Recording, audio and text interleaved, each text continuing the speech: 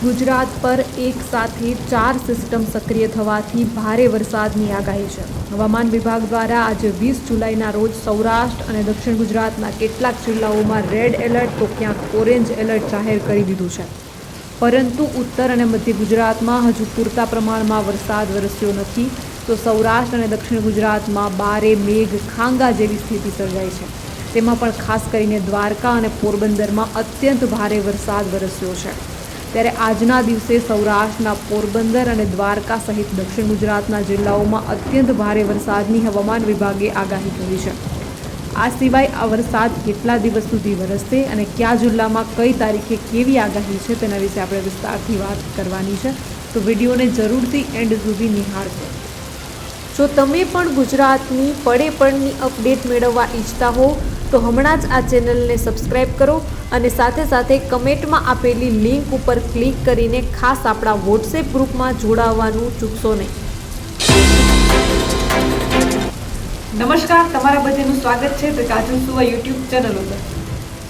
આજના દિવસે પણ સૌરાષ્ટ્રના પોરબંદર અને દ્વારકા સહિત દક્ષિણ ગુજરાતના જિલ્લાઓમાં અત્યંત ભારે વરસાદની હવામાન વિભાગે આગાહી કરી છે। હવામાન વિભાગના વૈજ્ઞાનિક રામશ્રી યાદવે જણાવ્યું હતું કે હાલમાં ગુજરાત રાજ્ય પર 3 સિસ્ટમ સક્રિય થઈ છે, જેમાં સૌરાષ્ટ્ર અને કચ્છના ભાગ પર સાયક્લોનિક સર્ક્યુલેશન તથા સિયર ઝોન અને દક્ષિણ ગુજરાતથી લઈને ઉત્તર કેરળ સુધી ઓફશોર ટ્રફની રચના થઈ છે, જેના કારણે સૌરાષ્ટ્ર, કચ્છ અને દક્ષિણ ગુજરાતના ભાગોમાં અતિ ભારે વરસાદની શક્યતાઓ છે। દ્વારકામાં સવારે 6 થી બપોરના 2 વાગ્યા સુધીમાં મેઘ તાંડવ જોવા મળ્યું છે।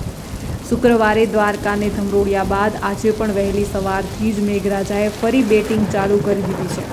આજે સવારે 6 થી બપોરના 2 વાગ્યા સુધીમાં દ્વારકામાં 7 ઇંચ જેટલો વરસાદ નોંધાયો છે। એના કારણે સમગ્ર દ્વારકા જાણે પાણીમાં ડૂબી ગયું હોય એવા દ્રશ્યો જોવા મળી રહ્યા છે। અનેક સ્થળોએ પાણી ભરાઈ જતાં શાળામાં પણ રજા જાહેર કરવામાં આવી છે। ભારે વરસાદના નુકસાનના પગલે એનડીઆરએફની ટીમ દ્વારકા પહોંચી છે, તો બીજી તરફ સતત 45 કલાકથી પોરબંદર પાણીમાં ગરકાવ છે। 16 ગામોનું પાણી બોખીરા વિસ્તારમાં આવ્યું। લોકો એક દિવસ ભૂખ્યા રહ્યા, બીજા દિવસે રાત્રે ખીચડી બાફીને ખાધી।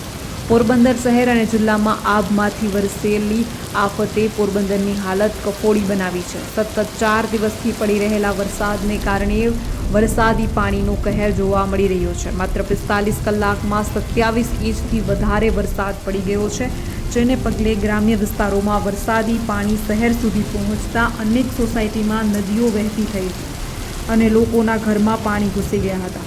શેરીઓ અને ઘરમાં પાણી ઓસરવા લાગતા લોકો ઘરને થાળે પાડવાના કામમાં જોતરાયા છે।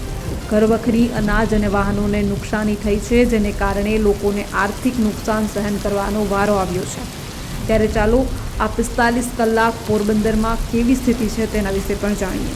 બોખીરાની શેરીઓમાં નદી જેવા વહેણ વહેવા લાગ્યા છે। પોરબંદરના બોખીરા વિસ્તારની શેરીઓ અને રસ્તા પર નદી વહેતી હોય તેવા દ્રશ્યો આજે પણ જોવા મળ્યા। 16 ગામોનું પાણી બોખીરા વિસ્તારમાં આવી પહોંચ્યું હતું, જેના કારણે આ વિસ્તારમાં અનેક સોસાયટીઓમાં પાણી ઘૂસી ગયા હતા। અનેક મકાનો પાણીમાં ગરકાવ થઈ જતાં ઘરવખરી અને માલસામાનને મોટા પાયે નુકસાન થયું હતું। આજનો દિવસ પણ દ્વારકા, પોરબંદર માટે અત્યંત ભારે। સૌરાષ્ટ્ર અને દક્ષિણ ગુજરાતના કેટલાક જિલ્લામાં વરસાદનું રેડ એલર્ટ। ગુજરાત પર 3 સિસ્ટમ સક્રિય, વધુ એક સિસ્ટમ એક્ટિવ થશે। હવામાન વિભાગ દ્વારા આજે 20 જુલાઈ સૌરાષ્ટ્ર અને દક્ષિણ ગુજરાતના કેટલાક જિલ્લાઓમાં રેડ એલર્ટ તો ક્યાંક ઓરેન્જ એલર્ટ જાહેર કરવામાં આવ્યું છે, પરંતુ ઉત્તર અને મધ્ય ગુજરાતમાં હજુ પૂરતા પ્રમાણમાં વરસાદ વરસ્યો નથી, તો સૌરાષ્ટ્ર અને દક્ષિણ ગુજરાતમાં બારે મેઘ ખાંગા જેવી સ્થિતિ સર્જાઈ છે। તેમાં પણ ખાસ કરીને દ્વારકા અને પોરબંદરમાં અત્યંત ભારે વરસાદ વરસ્યો છે। ત્યારે આજના દિવસે સૌરાષ્ટ્રના પોરબંદર, દ્વારકા સહિત દક્ષિણ ગુજરાતના જિલ્લામાં અત્યંત ભારે વરસાદની હવામાન વિભાગે આગાહી કરી છે। સૌરાષ્ટ્ર, કચ્છ અને દક્ષિણ ગુજરાતમાં અતિ ભારે વરસાદની વકી છે। હવામાન વિભાગના વૈજ્ઞાનિક રામશ્રી યાદવે જણાવ્યું હતું કે હાલમાં ગુજરાત રાજ્ય પર 3 સિસ્ટમ સક્રિય થઈ છે, જેમાં સૌરાષ્ટ્ર અને કચ્છના ભાગ પર સાયક્લોનિક સર્ક્યુલેશન તથા સિયર ઝોન અને દક્ષિણ ગુજરાતથી લઈને ઉત્તર કેરળ સુધી ઓફશોર ટ્રફની રચના થઈ છે, જેના કારણે સૌરાષ્ટ્ર, કચ્છ અને દક્ષિણ ગુજરાતના ભાગોમાં અતિ ભારે વરસાદની શક્યતાઓ છે। દરિયાકાંઠાના વિસ્તારોમાં ભારે પવન પણ ફૂંકાવવાની શક્યતા છે। વધુમાં હવામાન નિષ્ણાતો જણાવે છે કે આગામી 3 દિવસ દરમિયાન રાજ્યના દરિયાકાંઠાના વિસ્તારોમાં ઝડપી ગતિએ પવન ફૂંકાવાની સાથે માછીમારોને દરિયો ન ખેડવા પણ સૂચના આપવામાં આવી છે. આગામી 3 દિવસ દરમિયાન ગુજરાતના દરિયાકાંઠાના વિસ્તારોમાં 45 થી 55 કિલોમીટર પ્રતિ કલાકની ઝડપે પવન ફૂંકાય તેવી શક્યતાઓ છે. આ સાથે જ આગામી 48 કલાક સમગ્ર ગુજરાત રાજ્યમાં થંડરસ્ટ્રોમ એક્ટિવિટીની શક્યતાઓ છે. રેડ એલર્ટવાળા જિલ્લાઓની જો વાત કરીએ તો દેવભૂમિ દ્વારકા, પોરબંદર, જૂનાગઢ, ગીર સોમનાથ, સુરત, નવસારી, વલસાડ, દમણ અને દાદરાનગર હવેલીમાં રેડ એલર્ટ છે. ઓરેન્જ એલર્ટવાળા જિલ્લાઓની વાત કરીએ તો કચ્છ, જામનગર, રાજકોટ, અમરેલી, ભાવનગર, દીવ, ભરૂચ, નર્મદા, તાપી અને ડાંગ આ તમામ જિલ્લાઓમાં ઓરેન્જ એલર્ટ છે. યલો એલર્ટવાળા જિલ્લાની વાત કરીએ તો મોરબી, સુરેન્દ્રનગર, બોટાદ, વડોદરા, છોટાઉદેપુર અને દાહોદ આ તમામ 6 જિલ્લામાં યલો એલર્ટ છે. અમદાવાદમાં વરસાદ હાથ તાળી આપે છે. હવામાન વિભાગ દ્વારા આ જિલ્લા ઉપરાંત ઉત્તર ગુજરાત અને મધ્ય ગુજરાતના અમદાવાદ, ગાંધીનગર સહિતના જિલ્લાઓમાં આજે વરસાદ માટે કોઈ એલર્ટ જાહેર કરવામાં આવ્યું નથી. કેટલાક જિલ્લાઓમાં છૂટાછવાયા વરસાદી ઝાપટા વરસી શકે છે. એસડીઆરએફની કુલ 20 ટીમ ડિપ્લોય કરવામાં આવી છે. વરસાદની પરિસ્થિતિને પહોંચી વળવા રાજ્ય સરકાર સજ્જ છે. વરસાદની પરિસ્થિતિને પહોંચી વળવા માટે રાજ્ય સરકાર દ્વારા રાહત કમિશનર આલોક પાંડેએ વિગતો આપી હતી. પાંડેએ વધુ વિગતો આપતા જણાવ્યું હતું કે મુખ્યમંત્રી ભૂપેન્દ્ર પટેલ, મુખ્ય સચિવ રાજકુમાર અને વિવિધ વિભાગના ઉચ્ચ અધિકારીઓ દ્વારા વરસાદની પરિસ્થિતિનું એસઈઓસી ખાતેથી સતત મોનિટરિંગ કરવામાં આવી રહ્યું છે. રાજ્ય તેમજ જિલ્લા કક્ષાએ 27/7 ઇમરજન્સી ઓપરેશન સેન્ટર કાર્યરત છે. રાજ્ય કક્ષાએથી જિલ્લા કલેક્ટરોને વરસાદની પરિસ્થિતિને ધ્યાને રાખીને આવશ્યક પગલાં લેવા સૂચનાઓ આપવામાં આવી છે.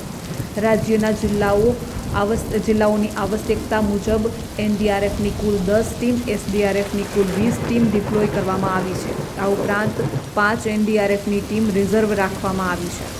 ભારે વરસાદથી રાજ્યમાં 57 ગામ અસરગ્રસ્ત થયા છે.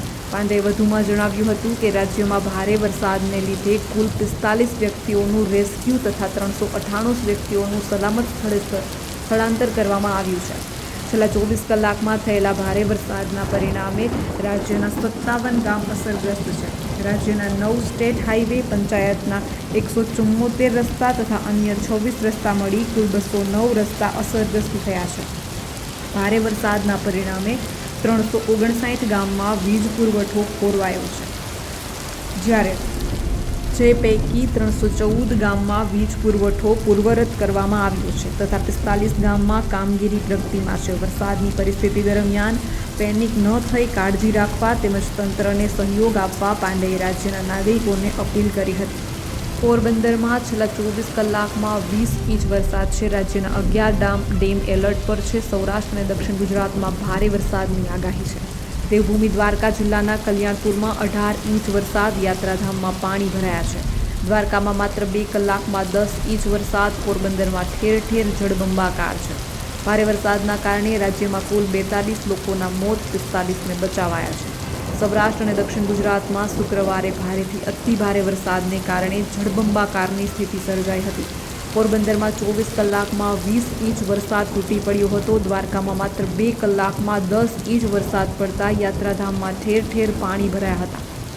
બીજી તરફ વલસાડમાં 6.5 ઇંચ તો ઉમરગામમાં 8 ઇંચ વરસાદ પડ્યો હતો. જામનગર અને દેવભૂમિ દ્વારકા જિલ્લામાં ગુરુવારે રાત્રે મંડાયેલા મેઘરાજા શુક્રવારે દિવસભર મુસળધાર વરસ્યા હતા, જેમાં કલ્યાણપુર તાલુકામાં મોડી રાત્રે ધોધમાર 5 ઇંચ સાથે રાત્રિ સુધીમાં 13.5 ઇંચ પાણી વરસી ગયું હતું. જ્યારે દ્વારકામાં સવારથી હળવા વરસાદ બાદ સાંજે 4 વાગ્યે મેઘરાજા રૌદ્ર સ્વરૂપ ધારણ કરતા 2 કલાકમાં જ 10 ઇંચ પાણી ઠાલવી દેતા સ્થળ ત્યાં જળની સ્થિતિ જોવા મળી હતી. જ્યારે ખંભાળિયામાં ધોધમાર 6.5 ઇંચ વરસાદ પડ્યો હતો. ભાળવણમાં 3.5 ઇંચ પાણી વરસ્યું હતું. દેવભૂમિમાં ભારે વરસાદના કારણે તમામ ડેમોમાં નવા નીર આવ્યા હતા અને લગભગ મોટાભાગના ડેમો ઓવરફ્લો પણ થઈ ગયા છે. સૌરાષ્ટ્રમાં 400 લોકોનું સ્થળાંતર, 57 ગામો પૂરને કારણે અસરગ્રસ્ત, રાહત અને બચાવ માટે ટીમો તૈનાત. ભારે વરસાદના કારણે સૌરાષ્ટ્રમાં 400 લોકોને સુરક્ષિત સ્થળે ખસેડાયા હતા, જ્યારે 57 ગામોને અસર થઈ હતી. રાજ્ય સરકારના આંકડા અનુસાર આ ચોમાસામાં અત્યાર સુધી વરસાદ સંબંધિત અકસ્માતોને કારણે 42 લોકોના મોત નીપજ્યા છે, જ્યારે સૌરાષ્ટ્ર અને દક્ષિણ ગુજરાતમાં આજે પણ વરસાદની આગાહી છે. પોરબંદરમાં 20 ઇંચ, દ્વારકામાં 12 ઇંચ, ઉમરગામમાં 8 ઇંચ, પારડીમાં 4.5 ઇંચ, વાપીમાં 4 ઇંચ, કલ્યાણપુરમાં 18 ઇંચ, ખંભાળિયામાં 6 ઇંચ, જામનગરમાં 5.5 ઇંચ, કાલાવાડમાં 3.5 ઇંચ, કેશોદમાં 8 ઇંચ, ઉપલેટામાં 3 ઇંચ, પારડીમાં 2 ઇંચ, જૂનાગઢમાં 6 ઇંચ અને ધોરાજીમાં 9 ઇંચ વરસાદ વરસી ગયો છે. તમામ દર્શક મિત્રોને ખાસ વિનંતી કે ગુજરાત, ભારત અને વિશ્વને લગતા તમામ સમાચારો તેમજ સરકારી યોજનાઓ, સરકારી ભરતી તેમજ કૃષિ એટલે કે એગ્રીકલ્ચરને લગતા તમામ સમાચારો મેળવવા માટે હમણાં જ ધ કાજલ સુવા ગુજરાતી સમાચાર યુટ્યુબ ચેનલ એટલે કે આ ચેનલને સબસ્ક્રાઈબ કરવાનું બિલકુલ ભૂલશો નહીં, કારણ કે આ ચેનલ પર તમને મળી રહેશે વિશ્વના તમામ સમાચારો, એ પણ સાચી અને સચોટ માહિતી સાથે. તો હમણાં જ ચેનલને સબસ્ક્રાઈબ કરી લો. તો બસ આજના વિડીયોમાં એટલું જ. જલ્દી જ મળીશું એક નવા વિડીયોની સાથે. ત્યાં સુધી જોતા રહો ધ કાજલ સુવા યુટ્યુબ ચેનલ. નમસ્કાર.